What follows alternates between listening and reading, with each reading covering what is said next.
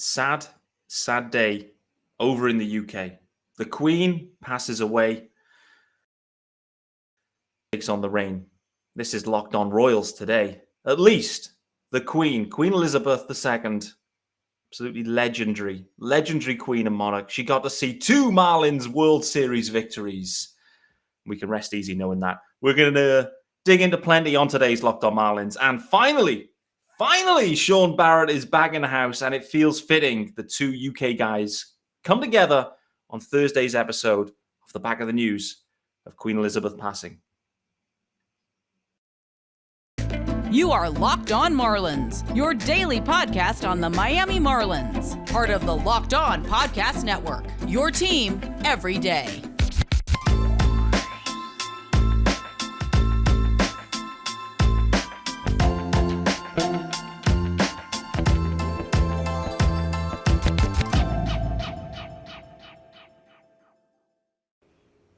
Greetings from a somber England and welcome to Locked On Marlins. I'm your host, Peter Pratt. And don't forget to follow me on Twitter at @MiamiMarlins_UK. Please subscribe to the pod or the YouTube channel, whichever you prefer.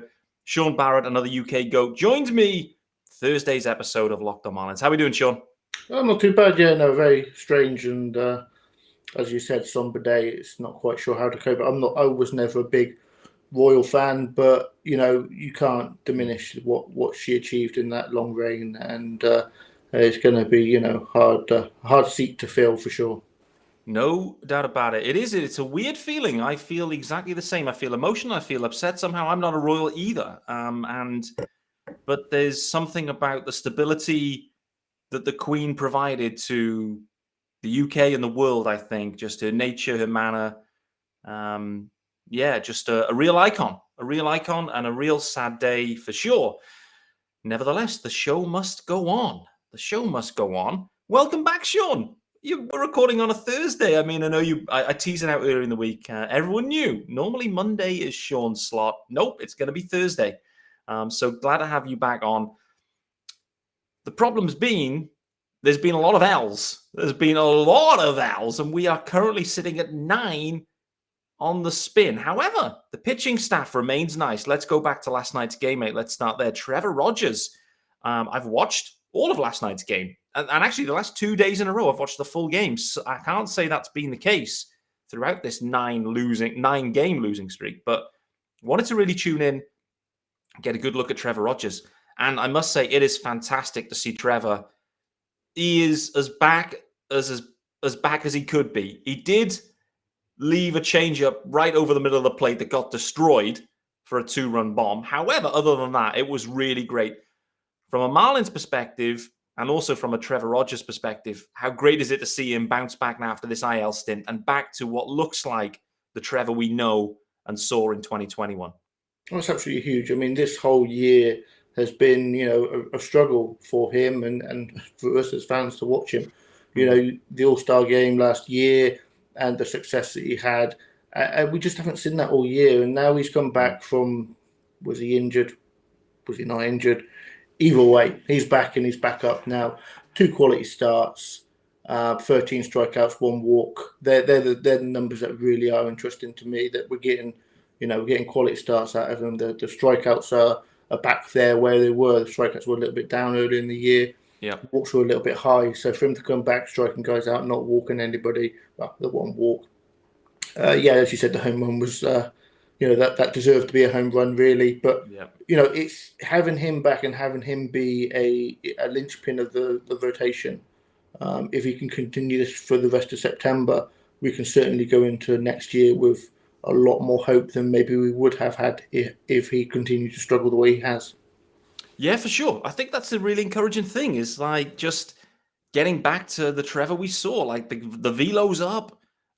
He just looks to be pitching with more confidence, even though, left 1 or 2. I mean, the second home run, the Segura one, I mean, there's nothing, you can't point to Trevor Rogers for that one. It's about 10 to 15 inches, I think, like inside. It is in like Braxton Garrett territory or Tanner Scott territory, where they like to kind of put a lot of balls. Segura just went down and got one, and it just about got over. But yeah, the one other bomb was destroyed, and rightfully so. It was like, 84 mile an hour, middle, and just left the changeup up. It was change. Well, it was up, but no change. I think that was the problem with that one. But great to see Trevor back. Luzardo as well the night before as well, mate. So all of a sudden, these Marlins lefties, really starting to stand up and be counted here in September. And there's no cupcakes. What I said to you a couple of weeks back. All these teams, because of you're facing in the hunt teams, but the NL East is really in the hunt. All three of those guys are looking to win. You know that the stat lines are real. That's the thing. It's not like, oh, hey, look at the numbers here and they've blown through the Cubs and the Nats and the Pirates. No, if you're going 7 strong like Luzardo did again, it's real right now. But it's great to see him. He's really, I think, since the IL stint, taken another step up. I said on yesterday's pod, looks like a number 2 starter for me. What about you? Yeah, I mean, it's fantastic to see continuing that, since his return as well, being absolutely on fire. And there was a bit of a period of time where we were talking about having him as, the number 1 lefty in the rotation and how we need him after the Trevor problems. If we can have both of them, or if we can go into the offseason with both of them having that value, it'll be interesting to see, what could happen. I mean, I think we are at this point where we are talking about moving an arm or 2. And, I think moving 2 major league guys would be a mistake, but one of them's almost certainly going to be shopped around. Well, they're all going to be shopped around to some degree, and one's going to go. So, if you look at the Luzardo acquisition and how we got him for a couple of months of Marte, and as you say, as much as it was butchered in one way or another, the return has been fantastic, and they could quite easily ship him away for quite a haul. Now, if they don't, then he could be a number 2. That is some elite pitching that we're seeing from him now, and it's not a surprise. This isn't a change from anything. This is just him realizing the potential that he had, and was discussed when he was coming up. This is it. He's realized his potential. No shock that you put him in the stable with Mel Stottlemyre, and next thing is he's righted. And again, it just shines another light on Mel Stottlemyre, just how important he is. The Marlins have basically strategically decided to go down the path of, we're just going to draft pitchers, develop pitchers, and that's it. For that plan to work, you need Mel Stottlemyre to remain in the organization. And so for the Marlins, and I know Craig Mish spoke about it on the recent Swings and Mishes, that is priority 1 for the organization right now. If Mel walks away from the Marlins now in this offseason, boy, that would be a huge, huge blow, and one that I'd be intrigued to see if they could actually overcome, because so many guys have taken a step forward. If Mel is taken out of that equation, like, what happens next? That is something that really I don't want to see, to be honest with you, because we have our pitching, and if we don't have our pitching, boy, oh boy, what do we have? It would be extremely troublesome. But to your point, though, that's a really good point that, Luzardo going into this offseason, if they decide to move him, it will be an extreme profit. A couple of months of Marte for a year and a half, let's say, of Luzardo, and then, some sort of big bat you have to assume would come back, or, high-end prospects, bats.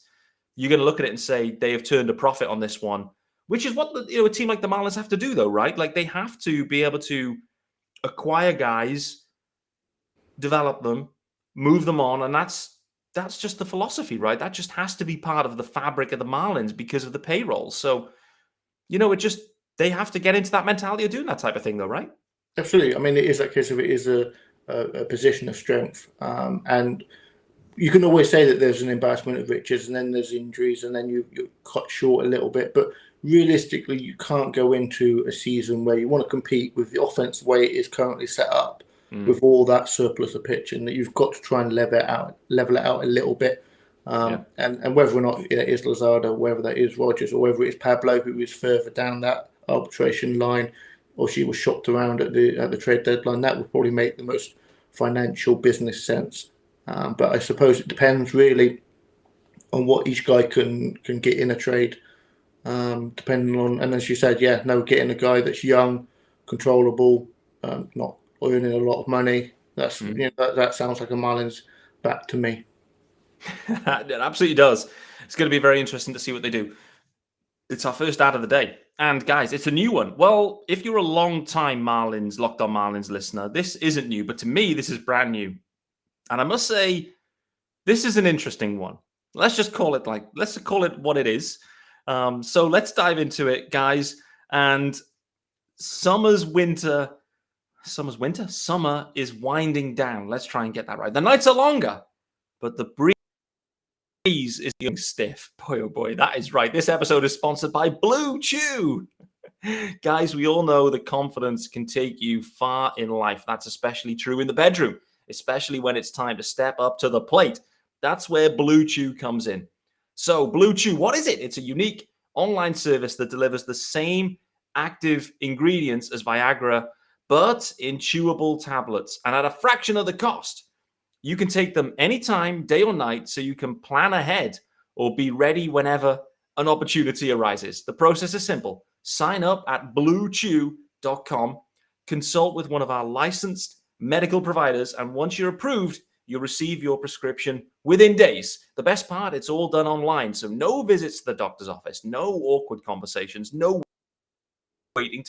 Blue Chew's tablets are made in the USA and prepared and shipped direct to your door. It's useful. So if you could benefit from extra confidence when it's time to perform, chew it and do it. Love that strapline. And we've got a special deal for our listeners. Try Blue Chew free when you use our promo code Locked On at checkout. Just pay $5 shipping.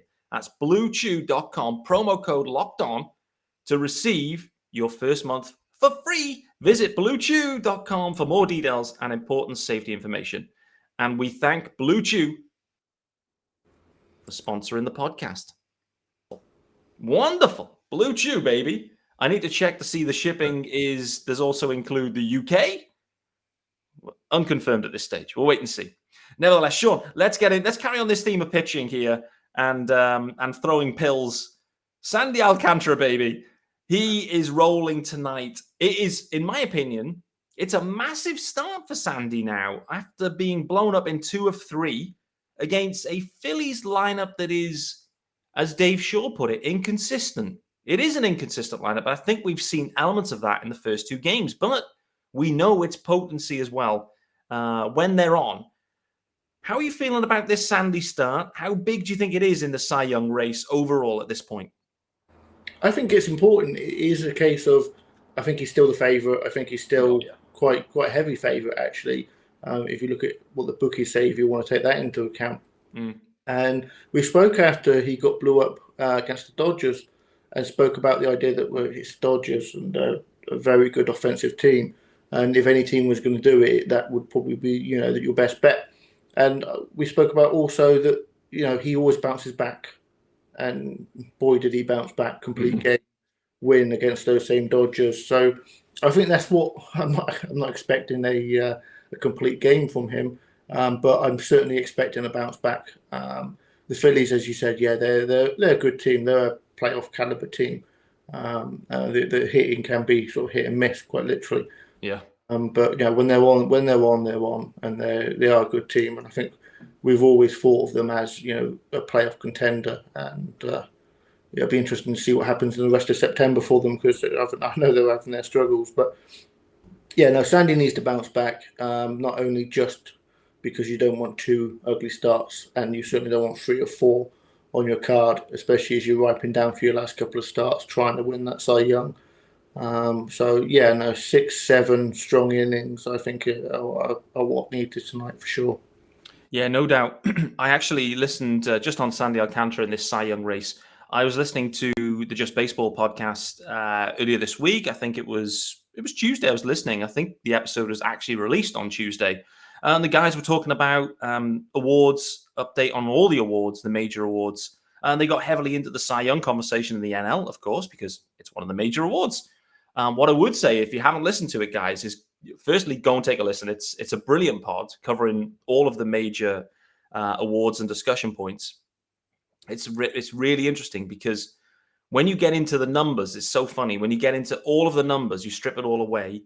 The surface level numbers that we all look towards typically to analyze and assess pitching.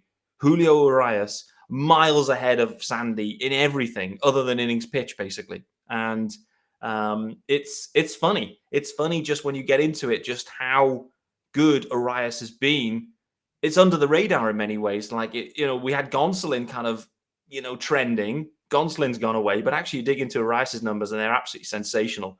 And in every category better than Sandy, which is interesting. But the guys still pointed out, they're still taking Sandy. We're still taking Sandy. It's because Sandy does things that no one else does. Arias does what he does because he's given a 6-inning leash. He knows full gas for 6 innings. Sandy's there thinking, I need to keep something in the tank because I'm going 9. I want to go 9, and I'll be given license to thrill for 9.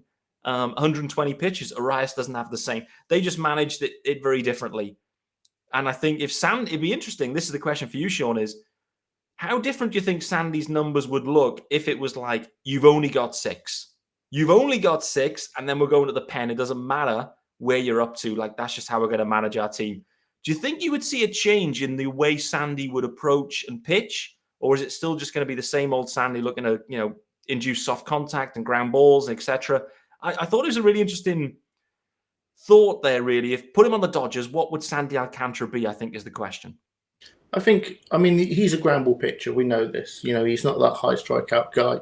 I think if he were going shorter, obviously you're going to get an extra mile an hour or so on that fastball, and you're going to get a couple more extra strikeouts. But what I would say is, for a baseball team, as far as a team trying to win games, I don't think that makes him a better pitcher for them. No. I think having that length from him, having that 7-8 innings every day or every 5 days, that's helping the Marlins win games when there are few and far between. I think as far as winning baseball games, Sandy being the way he is significantly better than the Sandy going 6 innings and having 1 or 2 more Ks per 9, but you're going 160 rather than 210 in innings.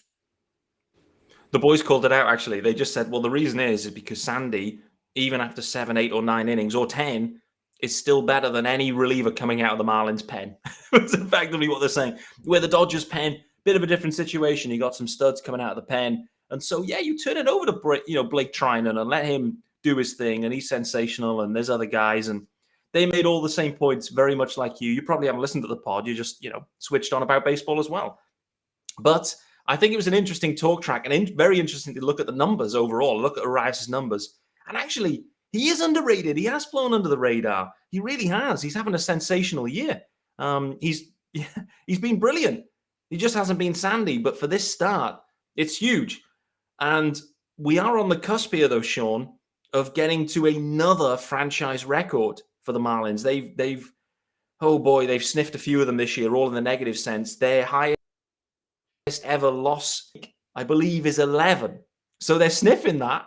If they can't get the win with Sandy, then what's on deck? It's a 3-game series against the Mets, who, to be fair, are scuttling, no doubt. But, if they go to 10 here, it wouldn't shock you if the Mets win the first 2 in that series and they set a new franchise record here. I think for Sandy, happy birthday, by the way, Sandy. And for Sandy, for the Marlins, I think it would be great just to go out there, put down an absolute stunner of a performance, win the game, get the streak done, get Sandy the win, and just get this Cy Young boxed off. But if they don't win this one, though, Shaun, how nervous are you that they're actually going to break this streak, this 11-game losing streak?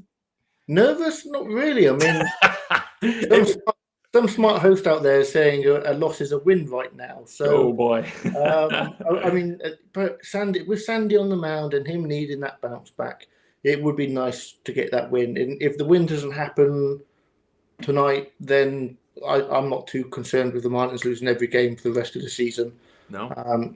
We need to see changes in the off-season, and we'll have plenty of time to get into that, I'm sure, at some point. But the worse that they play for into the rest of September, the better, because there'll be less excuses for the changes not being made. I think that's a fair assessment. The reality is there's going to be no hiding place for anyone in this organization at the end of the 2022 season. There can't be. There's just no hiding place other than some of the pitching staff, a lot of the pitching staff, to be fair, plus Mel Stottlemyre. Beyond that, there's no hiding place, and everything is fair game, in my opinion, when they've been this bad, considering where they expected to be. And it's just like the expected wins internally versus the actual wins is going to be so. And we don't know what what exactly they're expecting, but we heard Dan Greenley on the pod. They thought they had a chance. They thought they were in the mix, so they were expecting to be an over 500 team. Is my takeaway from that, and they're going to be a million miles away from that, which is disappointing. Shaun, we're going to wrap it up there early. We're calling it at 20 minutes, but never fear, guys. We are back tomorrow. Me and Shaun Barrett doubling up here. So we're going Thursday, Friday, UK Goats, bang, bang, dedicated to Queen Elizabeth II. Guys, that is Locked On Marlins out of here for Thursday. Peter Pratt, Shaun Barrett signing out, but back tomorrow. Let's hope Sandy can lay down an absolute stunner. The Marlins maybe get a win. Actually, we don't care. As long as Sandy puts out 7, 8, 9, and he keeps this Cy Young train rolling. Back tomorrow, guys.